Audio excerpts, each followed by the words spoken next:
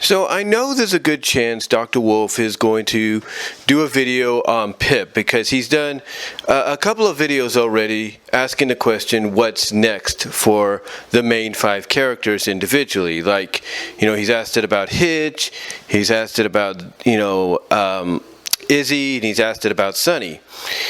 And I know he's going to be doing Pipp and Zip real soon. So I decided, why not do my own little audio video on Pipp here. And I think the title says it best. Do not sleep on Pipp. Do not sleep on Pipp.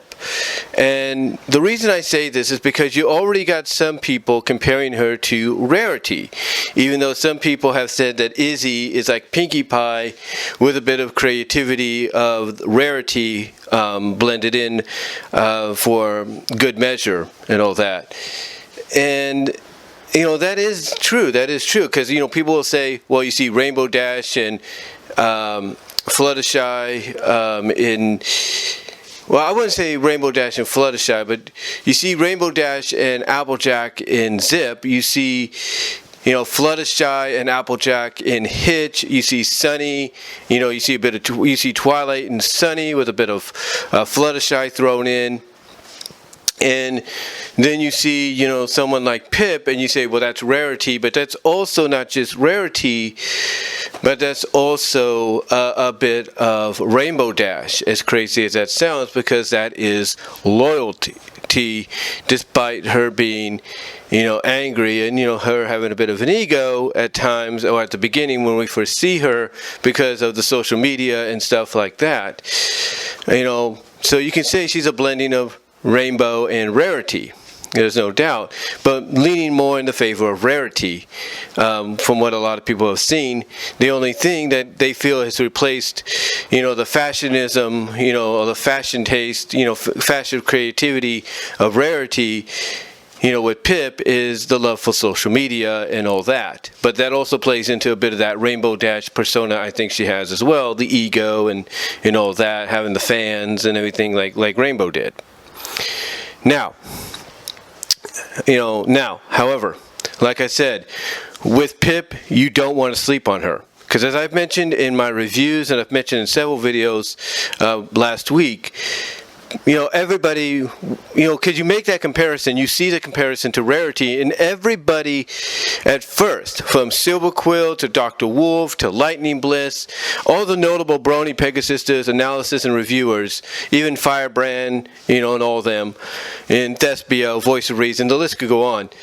All of them obviously slept on Rarity at first, thinking, she's just another fashionista diva. She's going to be an annoying character, but she's going to be part of the team, da-da-da. And then, as the show and the series progressed, and more importantly, with the first episode itself, that's basically when everybody started to see that, oh my gosh, she's more than that. There is more to this character than we initially thought. I mean, the fact that she cuts off her own tail to give that Steve monster, basically a complete mustache. And then she gets her tail back at the end, or restored at the end because of her generosity. So, it basically initially with that first pilot, people started to notice, oh my gosh, there's probably more to this character. There's probably more to this character than we thought. Like, her, interacting with Twilight when she first meets her and things like that.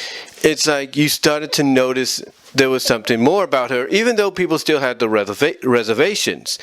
But like I said, as the series went on, they started noticing, oh my gosh, there is more to this character than just being a fashionistic, egocentric at times, drama queen, stuck-up individual, that there's more to her than they thought, and they see it. They see it throughout. I mean, the fact that going back to Secret of My Success, the fact that she acknowledges and accepts the fact that Spike has a crush on her, and she returns those feelings in a sense, and it, even though it takes up to almost the last season, or literally the last season, as well as the best gift ever and all that, for her to really be like, okay, this is the guy, this is the guy obviously I should be with, because, he has feelings for me, and now I'm realizing I do actually have those same kind of feelings for him, even though I try to, play it off a little bit, like, just to make him happy and everything, because he's always there to help me and everything. I just, you get the idea. Like, she, some people would say she tried to play it off and everything, just so, not make it so obvious that not only does she know, but make it so obvious that, she didn't want to make a scene, like, kind of explain to him, like, it's sweet that he feels this way, but it's not this, it probably wouldn't work, stuff like that. And you see that evolution basically with her character when it comes to Spike, and the fact that, as a lot of us look at with Best Gift Ever, and then of course Dragon dropped in the final season, it's basically the equivalent of, she's come full circle and realized that the feelings he's had for her, that she's acknowledged, she's accepted, she's kind of returned, but kind of plays it off a little bit, like it's adorable, it's cute and stuff like that. Now she's realizing, oh my gosh, there's more to that than she thought. Basically, she has the same feelings. But again, the way this relates to Pipp is just like with, Rarity. What I'm trying to say is the way this relates to Pipp is, again, everybody was sleeping on Rarity, and still, until they started seeing that there was more to her, not just in that first initial season, but as the show went on. They started to see there was more to her than meets the eye, if you will. They started seeing sides of her that they never thought they'd see. She started to do this, she started to do that. It really surprised a lot of folks. And the way it relates to Pipp, her being basically the new generation of Rarity with a bit of Rainbow Dash thrown in there, is people right now seem to be sleeping on Pipp, but I'm going to tell you this. Do not sleep on her. Even though she didn't get much to do in the movie, guess what? She's going to have a lot to do. She's going to have a lot to do in the follow-up special, and more so in the series. I guarantee you that. She's going to have a lot more to do. And that's a fact. Because again, going back to Rarity, people didn't think she was going to contribute much. Guess what? She contributed more than people expected, and she went on. Honestly, she went on to be considered best pony out of the main 6, main 7, main 8. She went on to become best pony in the eyes of Firebrand, aka Josh Scorcher, Ari Aramount, his wife, Silver Quill, and many others. She went on to be considered best pony because of the fact that at first you think one thing, and her character ends up proving you wrong by doing something completely out of the box, like something you wouldn't expect to see coming.